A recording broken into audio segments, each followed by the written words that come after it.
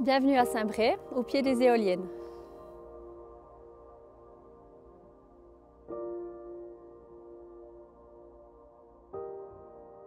Alors, dans un monde où on est toujours plus individualiste au jour d'aujourd'hui, je trouve que c'est important de s'engager pour son village et sa région. On a de la chance quand même d'habiter dans une belle région.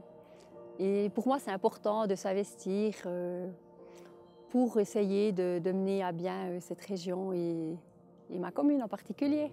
Alors oui, notre ferme se trouve juste en dessous des éoliennes de Saint-Bray. Notre vie n'a pas changé depuis la construction des éoliennes. Alors aujourd'hui, je peux dire qu'à Saint-Bray, plus de 90% de la population vit très bien à côté de ces éoliennes. C'est une petite partie de la population qui est opposée à ces éoliennes et c'est vraiment un petit nombre de personnes. La grande partie et la majorité des gens s'en sont accommodés et se sont habitués, comme on est habitué à habiter à côté du train ou à côté d'une rivière. Alors aux opposants, je leur dis de venir discuter avec les personnes qui habitent à proximité.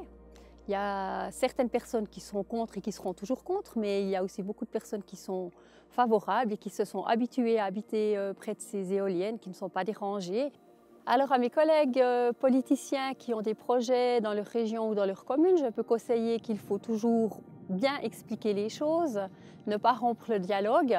C'est clair que c'est normal qu'il y ait des difficultés des fois de communication, mais toujours expliquer. Et je pense ce qui est bien, c'est de venir sur place où il y a des éoliennes construites pour discuter avec la population en général.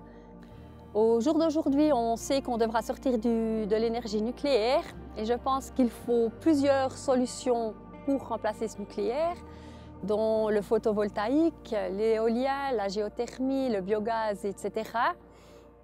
Et je pense qu'il faut toutes ces énergies et mettre tout ça ensemble pour pouvoir avoir de l'énergie dans le futur. Mais la première chose à faire, je pense, au jour d'aujourd'hui, c'est l'économie d'énergie. Chez tout le monde, on peut économiser de l'énergie, dans toutes les institutions publiques et dans tous les ménages. Et je pense que c'est ça la première chose à faire, en plus de trouver des nouvelles sources d'énergie.